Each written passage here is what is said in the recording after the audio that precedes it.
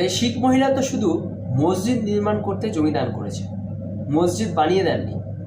লাহোর অধিপতি পাঞ্জাব কিশোরী রঞ্জিত সিং তো মসজিদও নির্মাণ করে দিতেন। ফকির সৈয়দ আইজাজ উদ্দিন নামের একজন ব্রিটিশ পাকিস্তানি ইতিহাসবিদ লাহোরে ইংল্যান্ডের হনারারি কাউন্সিল জেনারেলে ছিলেন। তিনি লন্ডনে একটি সেমিনারে উল্লেখ করেছিলেন, মহারাজা রঞ্জিত সিং ছিলেন একজন মহান মানবতাবাদী। তার শাসনকালে তিনি সর্বধর্মকে সমানভাবে গুরুত্ব দিতেন। Maharaja Ranjit Singh was a great humanist. He saw every religion uniformly during his regime. তিনি এও জানিয়েছিলেন যে তিনি যদি একটি গুরুদ্বার নির্মাণ করতেন তবে তিনি 2টি মন্দির ও 3টি মসজিদ নির্মাণ করেছেন। While he built one Gurudwara, he would build 2 mandirs and 3 mosques.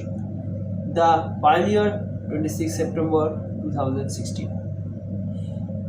তো এই রঞ্জিত সিং আজ কোথায়? কোথায় আজ লাহোর? সেখানকার তার তৈরি গুরুদ্বার আর মন্দিরগুলির বর্তমান অবস্থায় কী? আমাদের দুর্ভাগ্য এই যে ওই বয়স্ক শিখ মহিলা এইসব ইতিহাস জানেন না। তিনি জানেন না গুরু তেগ বাহাদুরের আত্মবলিদানের ঘটনা বা গুরু গোবিন্দ সিংয়ের বীরগাথার কথা। নইলে এমন ভুল উনি কিছুতেই করতে পারতেন না। আগামী দিনে নিজেদের গুরুদ্বারে বিপদ ডেকে আনতেন।